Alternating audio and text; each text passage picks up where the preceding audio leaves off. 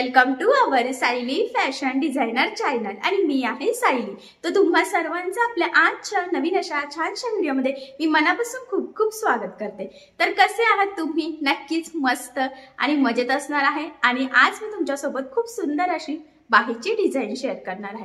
Actually आपल्याला बऱ्याचदा बाही डिझाइन कशी बनवावी हे सुचत नाही आणि कस्टमरला सुद्धा बरेचसे प्रश्न पडलेले असतात। बाही जर डिझाइनची बनवायची असेल तर बाही चांगली दिसेल की नाही, तो ब्लाउज छान दिसेल की नाही, त्यांना सूट होईल की नाही, किंवा त्या साडीला व्यवस्थित लुक येईल का नाही। सो या सगळ्या प्रश्नांचं उत्तर म्हणजे आजची बाही डिझाइन।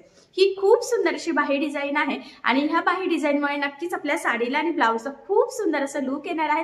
आणि सगळ्यात इम्पॉर्टंट म्हणजे मी तुम्हाला या बाही डिझाइनची संपूर्ण कटिंग आणि स्टिचिंग अतिशय सावकाश स्टेप बाय स्टेप आणि खूप काही महत्त्वाच्या टिप्स अँड ट्रिक्स सांगणार आहे, जेणेकरून तुम्हाला आपला आजचा हा व्हिडिओ बघून अशी परफेक्ट बाही डिझाइन सहजच बनवता येईल। सो नक्की ट्राय करून बघा आणि तुमच्या कस्टमरला सुद्धा ह्या डिझाइनची आयडिया नक्कीच द्या। ठीक आहे, सो चला मग आता वेळ न घालवता आपण आपल्या आजच्या छानशा व्हिडिओला सुरुवात करूयात।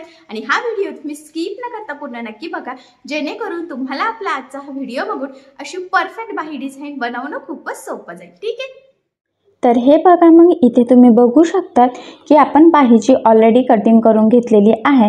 तर अस्तर आणि ब्लाउजची बाही अशी दोन्हींची कटिंग केलेली आहे, ते पण छोटी बाही आहे इथे। आणि बघा, ब्लाउजचा थोडासाच कपडा घेतलेला आहे, तर फक्त एवढासा कपडा यूज करून खूप छान अशी डिझाइन बनवणार आहोत। तर बघा, सगळ्यात आधी आता मी तुम्हाला ह्या बाहीचं माप सांगते, म्हणजे तुम्हाला जरा अंदाज येईल की किती साईजची आहे ही बाही ते। ठीक आहे, तर बघा, याची जी काही बाहीची घडी होती तर ती 8 टाकली होती, तर बघा इथे 7 तयार आलेली आहे। 8 म्हणजे 8 चौक 32 म्हणजे 32 साईजची ही बाही आहे। आणि बघा, बाही लांबीमध्ये अर्धा इंच मार्जिन ॲड करायचं असतं, त्यामुळे 4.5 बाही अर्धा इंच मार्जिन असं टोटल 5ला आपण इथे मार्किंग करून ही बाही कटिंग करून घेतलेली आहे। कॅप हाईट बाहीची घडी कशी काढायची ते मी याआधी व्हिडिओ टाकलेला आहे बाहीचा चार्ट, तर त्यामध्ये तुम्ही बघू शकता। ठीक आहे, तर बघा आता काय करायचं आहे, आपल्याला बाहीचा शेप द्यायचा आहे डिझाईन बनवण्यासाठी। तर तो जो काही शेप आहे किंवा जो काही आकार आहे तर तो सगळ्यात आधी आता आपण अस्तरच्या बाहीवर करणार आहोत। तर बघा, वरून थोडंसं आपल्याला सोडून द्यायचं आहे आणि खालच्या साईडने सुद्धा सोडायचं आहे। तर साधारणतः मध्यभागी बघा मी 3ला मार्किंग केली, वरती अर्धापेक्षा जास्त सोडलेलं असेल आणि खाली सुद्धा थोडंसं सोडलेलं आहे आणि 3ला मार्किंग केली। ठीक आहे, आणि त्यानंतर मग बघा, ह्या पद्धतीने 1 इंचाची मार्किंग करून हा बॉक्स इथे ड्रॉ करून घेतलेला आहे। ठीक आहे, त्यानंतर बघा, इथून अशा पद्धतीने गोलाकार शेप दिलेला आहे आपण खालनं 1 इंचाला। ठीक आहे, आणि मग हे जे काही 3 आहे तर त्याचं निम्म होतं 1.5, तर 1.5ला मार्किंग करून ह्या पद्धतीने बघा मग आपण हा शंकरपाळ्याचा शेप इथे दिलेला आहे। पण तो किती स्प्रेड करायचा तर ते आपल्यावर डिपेंड आहे। मला असं वाटतं की तो थोडासा अजून पाहिजे, मग त्यासाठी काय करते, सेम मार्किंग मी इकडच्या साईडने करून घेते, म्हणजे अंदाज येईल की किती ब्रॉड तो झालेला आहे। तर बघा, अजून केलं तरीसुद्धा लुक छान येईल, तर मग मी थोडंसं बघा इथे 1/2 इंच अजून वाढवलेला आहे आणि ह्या पद्धतीने इथे मार्किंग करून घेतलेली आहे। ठीक आहे, तर तुम्ही सुद्धा असं करू शकतात, कमी पण घेऊ शकतात किंवा जास्त सुद्धा। तर बघा, आता जी मार्किंग केलेली आहे एक्झॅक्टली त्यावरच आता इथे मी कटिंग करून घेतली। ठीक आहे, तर बाहीचा बघा ह्या पद्धतीने शेप आपण इथे कटिंग करून घेतलेला आहे। तर बघा, मग आता आपण ही बाही सगळ्यात आधी जोडायला सुरुवात करूयात। तर मी इथे बाही सरळ ठेवली आणि त्यावर मग अस्तरची बाही ठेवून घेतलेली आहे, लक्षात राहू द्या। इथे पिनसुद्धा लावल्या म्हणजे स्टिचिंग करताना सोपं जावं त्यासाठी। आणि बघा, सगळ्यात आधी इथे 1/2 इंचाचं मार्जिन ठेवून आपण टिप मारायला इथून सुरुवात केली। इथपर्यंत आलं की इथून मग पुन्हा वरती यायचं आहे। बघा, जो काही शंकरपाळ्याचा आकार आपण इथे दिलेला आहे त्यावर आता आपल्याला बरोबर कडेकडेने 1/2 इंचाचं मार्जिन ठेवून इथे टिप मारून घ्यायची आहे। आणि बघा, इथे आपण कॅनव्हास पेपर यूज केलेला नाही आहे, त्यामुळे व्यवस्थित काळजीपूर्वक जसा आकार आहे त्याच्याच कडेकडेने टिप मारायचा आहे। शेप कुठेही चेंज होणार नाही याची थोडीशी काळजीसुद्धा घ्यायची।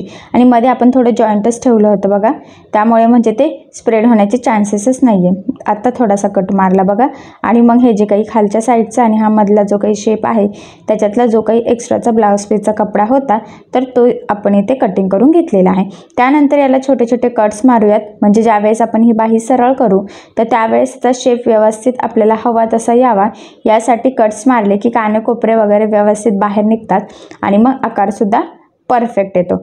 तर बघा, आता ह्या पद्धतीने कट्स मारून झाल्यावर ही बाही आपण बघा अशी सरळ करून घेऊयात। आणि हे जे काही कानेकोपरे आहेत तर ते कशाच्या पण सहाय्याने तुम्ही अलगद प्रेस करून बाहेर काढून घ्यायचे आहेत। तर मी इथे स्क्रूड्रायव्हरच्या सहाय्याने बघा या पद्धतीने स्प्रेड करून बाहेर काढून घेतले। त्यानंतर आता इथून आपल्याला द्यायची आहे दाबटीप।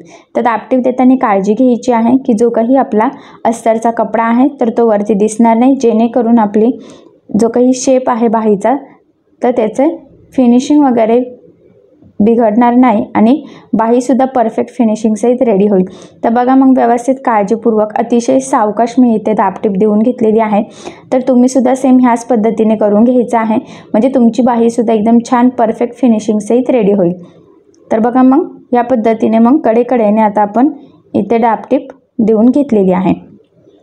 त्यानंतर आता बघा अस्तर आणि आपल्याला बाहीचे म्हणजे ब्लाऊजचा जो काही कपडा आहे बाहीचा मेन फॅब्रिक तर ते ह्या पद्धतीने एकमेकाला टीप मारून जोडून घ्यायचं आहे। कारण तुम्हाला सगळ्यांना माहीत आहे अस्तरची आपण परफेक्ट कटिंग करतो आणि ब्लाऊज पीस आपण एक्स्ट्रा कटिंग करत असतो, म्हणूनच आपण ते जोडून जे काही एक्स्ट्राचा आहे तर ते इथे कटिंग करून घेऊयात।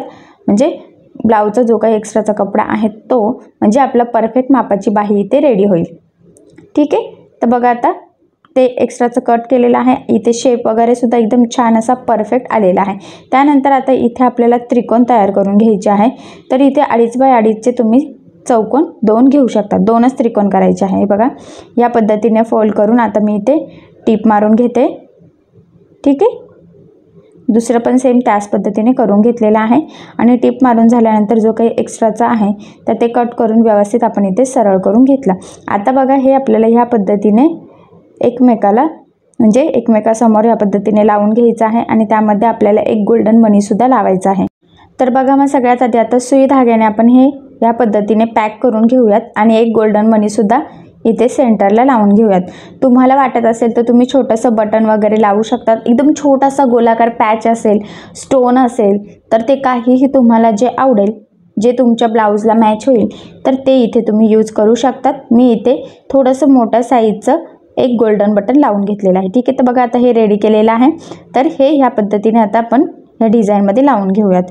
ठीक आहे, तर बघा प्रॉपर लावायचं आहे। इथेच शक्यतो तुम्ही पिना वगैरे लावून घ्यायच्या, म्हणजे मग ते हलणार वगैरे नाही, वर खाली पण होणार नाही आणि आपल्या बाही डिझाईनचा शेपसुद्धा चेंज होणार नाही। तर बघा एक साईडने पिन लावली आणि एक साईडने मी आता लगेचच पकडून एकसारखं बघा ह्या पद्धतीने टीप मारून घेते आणि व्यवस्थित बघा इथे लॉकसुद्धा करायचं, म्हणजे तिथून ते ओपन होण्याचे चान्सेससुद्धा राहणार नाही। ठीक आहे, तर बघा एक साईडचं लावून झालं, सेम त्याच पद्धतीने दुसऱ्या साईडचं सुद्धा बघा आपण बरोबर खालचे टोकं वगैरे मॅच करत ह्या पद्धतीने ते ठेवून पुन्हा इथे सुद्धा टीप मारून ते प्रॉपर पद्धतीने जोडून घेऊयात। इथे व्यवस्थित लॉकसुद्धा करून घेतलेला आहे। तर बघा एकदम परफेक्ट छान फिनिशिंग सहित लागलं गेलं। त्यानंतर आतल्या साईडचं बघा थोडंसं जे एक्स्ट्रा होतं तर ते आपण इथे कटिंग करून घेतलेलं आहे। ठीक आहे, त्यानंतर बघा आता इथे जसं काठ किंवा जसं वर्क आहे तर त्याच कलरची लेस मी इथे यूज करते। तुम्हाला सगळ्यांना माहीत आहे की सध्या बघा आता मी जी काही लेस घेते तर त्या लेसच्याच कलरचं खूप काठ असतात, सध्या त्याच काठाचं तसं ट्रेंड चालू आहे, त्यामुळे मग काठाला मॅच होणारी इथे मी लेस यूज करते।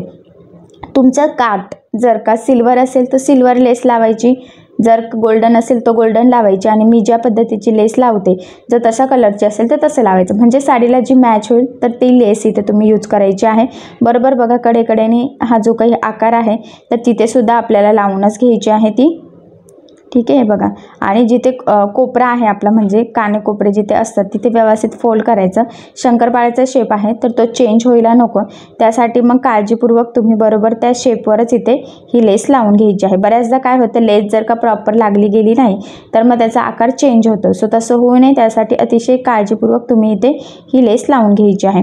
आणि बघा ह्या लेसला मी डबल टिप देते, शक्यतो कुठलीही लेस असो डबल टिप द्यायची, म्हणजे मग ते काय होतं लेस पण पॅक होती, ती लेस तरंगत पण नाही आणि फिनिशिंग पण छान येते, लवकर ब्लाऊज खराब पण होत नाही। असे 2-3 फायदे आहेत, त्यामुळे शक्यतो आठवणीने डबल टिप देऊन घ्यायची। ठीक आहे, तर बघा मग छान परफेक्ट फिनिशिंग सहित इथे आपण लेस लावून घेतलेली आहे। त्यानंतर बघा आता त्रिकोण करतो आपण रेग्युलर तसं मी इथे त्रिकोण करून घेतलेला आहे आणि बघा ते ह्या पद्धतीने फोल्ड करून एक टीप मारून घ्यायची आहे आपल्याला इथे। आणि बघा मग इथे टीप मारली की त्यानंतर काय करायचं आहे, जे काही एक्स्ट्राचं आहे ना हे बघा ह्या पद्धतीने तर ते कट करून घ्यायचं आहे। ठीक आहे, तर इथे बघा तुम्ही 2 रेडी करू शकतात, मी तुम्हाला 2 तयार करून दाखवते, पण ह्या डिझाईनला इथे मी एकच यूज करणार आहे। तुम्हाला वाटत असेल तर ह्या पद्धतीने छोटं छोटं बनवून तुम्ही त्याचं फूल पण तयार करू शकतात, बट मी इथे लटकन टाईप म्हणून इथे यूज करणार आहे.